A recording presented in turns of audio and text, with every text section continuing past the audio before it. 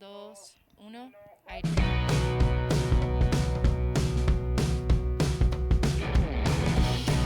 Lo adelantábamos al principio de este programa, íbamos a hablar de la situación actual que está viviendo el país colombiano, cuándo empezaron estos conflictos sociales, qué pide el pueblo colombiano, y también vamos a hablar de una causa en particular y una denuncia a un expresidente, al expresidente Uribe. Para hablar de esta situación estamos en comunicación con Beto Coral, activista político colombiano. ¿Cómo estás, Beto? Bienvenido aquí a Mendoza, Argentina, y a Laica a las 10. Muy buenos días a todos, gracias. Un saludo especial para todo el pueblo hermano de Argentina, gracias.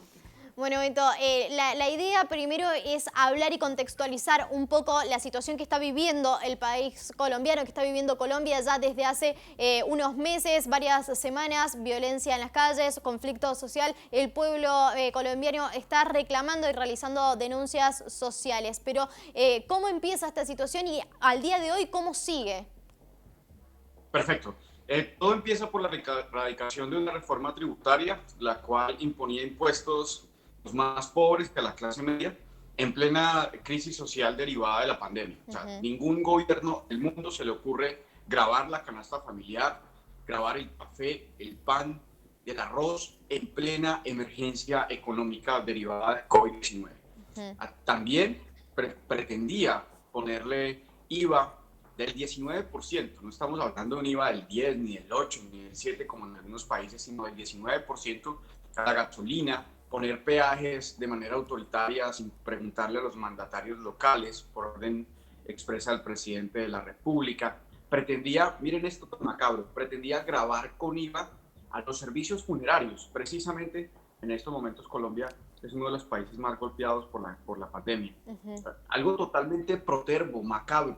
¿Y cómo no esperaban que el pueblo reaccionara de esta manera? Nunca antes en la historia de nuestro país la gente había, digamos, estallado socialmente de esta manera, y lo hizo con razón. Fue como una olla de presión, una olla pitadora que llamamos en Colombia, y que realmente, pues antes de la reforma tributaria, de la erradicación de esta reforma tributaria, antes de la pandemia, pues Colombia ya venía con una tremenda crisis derivada de 200 años de gobiernos nefastos, de escándalos, de corrupción, de miseria social, injusticia social, pues derivada de este gobierno que nos preside, que prácticamente no es Iván Duque, sino el señor Álvaro Uribe Vélez.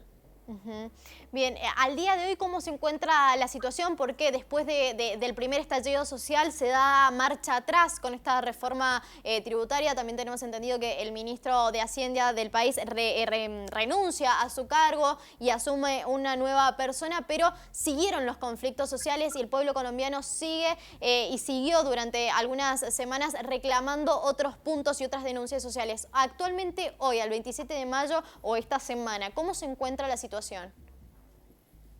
Perfecto. También recuerdo que radicaron una reforma de la salud, la cual pretendía privatizar aún más el servicio de salud, volverlo más precario que en lugar de mejorarlo. Esa reforma también la retiraron. Lo que pasa es que nosotros tendría que empezarte a revisar año por año lo que ha hecho el gobierno colombiano. Lo primero, hubo otra reforma tributaria en el año 2019, la cual creó más exenciones para los millonarios, para las grandes empresas, para el sector financiero, que en plena época de pandemia fue el que más ganó, prácticamente gana del 30% del Producto Interno Bruto anual en Colombia. Esa gente no la para nadie. En Colombia los ricos cada día son más ricos y eso está bien. Yo estoy a favor de la riqueza. Lo que yo no estoy de acuerdo es con oprimir al pobre y no permitirle que jamás salga adelante. Y esto es lo que hacen estas reformas. Entonces muchos están pidiendo la derogación ya de esa reforma del 2019. Pero estos son más cosas. Mire, Colombia es el único país del hemisferio occidental que todavía está en guerra. En 3 años del gobierno de Iván Duque han asesinado a más de 1.500 líderes sociales. Han asesinado a 400 desmovilizados, 300 desmovilizados que firmaron el acuerdo de paz. Más de 96 masacres el año pasado, 35 masacres este año, crisis social. La Guajira es un departamento donde los niños se mueren de hambre, totalmente desnutridos. El departamento del Huila, Buenaventura, Tumaco, nosotros vivimos en una miseria social que es ignorada por el mundo, ya que estamos siendo precedidos por un gobierno de derecha. Seguramente si nuestro gobierno fuera de izquierda, ya la comunidad internacional estaría encima de nosotros. Ujú.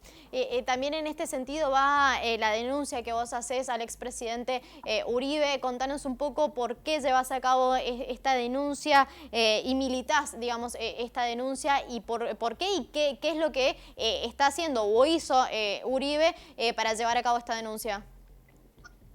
Bueno, mira, no es que yo lo esté denunciando, básicamente yo soy un activista que desde Estados Unidos, digamos, le dice al mundo que en Colombia, en 8 años de gobierno de seguridad democrática, que era el nombre de la política de este señor, se asesinaron a 6.402 inocentes asesinados. Pero eso no lo dice Beto Corral, ni lo dice un medio de comunicación, lo dice la propia justicia de Colombia, la Jurisdicción Especial para la Paz, que fue el tribunal que salió del proceso de paz. Este Tribunal Especial para la Paz también es encargado de investigar y juzgar los delitos de la guerrilla, tanto de los militares, y ha beneficiado a muchos militares, para que la gente no vaya a pensar de que este tribunal es digamos, un ente beneficioso de la guerrilla de las FARC. No, no lo es. En Colombia asesinaron a 6.402 inocentes. No sé cuántas desapariciones hubo en la dictadura de Videla. En la dictadura de Chile, 17 años de Augusto Pinochet, mataron y desaparecieron a 3.700 personas. Mire, en 8 años del gobierno de Álvaro Uribe Vélez, asesinaron a 6.402 jóvenes víctimas de la injusticia social. Jóvenes que estaban desempleados, jóvenes que tenían problemas de drogadicción, problemas sociales. Sí. Y el gobierno, para simular que ganaba la guerra, los reclutó y los asesinaba, posteriormente los uniformaba y los presentaban como guerrilleros en combate. ¿Por qué estalló el escándalo? Sí. Se pusieron a matar personas con síndrome de Down, autismo, y gracias a esto fue que estalló el escándalo. Bien. ¿Hace cuánto que se habla de esta problemática, de esta situación? ¿O estalló, digo, esta situación estalló ahora con el conflicto social y con todo lo social que se está viviendo en Colombia, o ya se viene hablando de esta situación anteriormente? Bueno, nosotros ya teníamos conocimiento de los falsos positivos, es un escándalo, realmente es un eufemismo. Los falsos positivos no es el término correcto, es ejecución extrajudicial. Ya eso se venía hablando en la justicia en Colombia, inclusive ya hay muchos militares condenados. Lo que pasó es que recientemente la JEP reveló esas cifras, 6.402. Adicionalmente, fue Uribe el que desde Twitter, el día 29 de abril, instó a las fuerzas militares y de policía fue él el que instó a las fuerzas militares y de policía a utilizar las armas en contra de su propio pueblo. El presidente que tiene Colombia en estos momentos, el mundo tiene que saberlo, es un títere del señor Álvaro Uribe Vélez. Álvaro Uribe Vélez tiene el poder hace 20 años y tiene coaptada todas las instituciones, y él es el responsable de que las fuerzas militares y de policía en estos momentos estén disparando en contra de su propio pueblo. Bien, estamos viendo imágenes de la situación social de Colombia y vemos muchísima gente en las calles, obviamente muchísima violencia, vemos cómo responde la policía y las fuerzas de seguridad ante las protestas, y vemos también los carteles y lo que pide el pueblo colombiano. ¿Cómo pensás que va a seguir esta situación para fin de año, ¿no? ¿Se va a seguir cambiando determinadas políticas? ¿El pueblo colombiano va a seguir de pie denunciando situaciones sociales y problemas sociales? Mira, yo creo, es que en estos momentos, a pesar de tumbar la reforma tributaria, a pesar de tumbar la reforma de salud, a pesar de que lograr que en Colombia no se realizara la Copa América, que se va a realizar digamos, en Argentina, porque realmente un país con hambre, con miseria, no puede tener fútbol, porque históricamente los dictadores han utilizado el fútbol como distractor de la sociedad. Creo que lo hizo Videla por allá en el 76, en el 78, perdón, con el Mundial. Y realmente nosotros teníamos que detener este show para que lo único que quería era disipar la manifestación. ¿Qué pasa? Todos los días el gobierno colombiano asesina a colombianos en las calles. Van más de 57 muertos, 57 muertos. También hay más de 500 desaparecidos, que en estos momentos no hay noticias, y es las propias instituciones las que están coaptadas. ¿Y el gobierno qué hace? Enviar a los militares a la calle en vez de dialogar. Yo creo que si el gobierno por lo menos reconociera que sí hubo unos abusos y se sienta a dialogar con cada una de las fuerzas que en estos momentos en Colombia están manifestándose, yo creo que no habría problema, y yo creo que se van a sentar a dialogar. Pero es que el gobierno desconoce la manifestación. ¿Y cómo va a haber diálogo? No hay, no lo va a haber. Claro.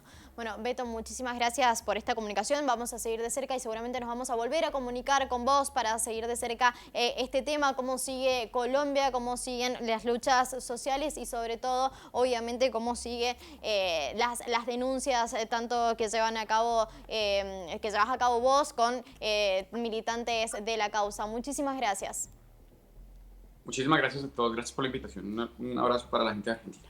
Ahí está entonces Beto Coral, activista político colombiano, hablándonos sobre la lucha social que se está viviendo actualmente en Colombia y también las denuncias contra el expresidente Uribe. Nos vamos a un corte y ya casi que termina Ley que a las 10. Ya volvemos para el último bloque de este programa de día jueves.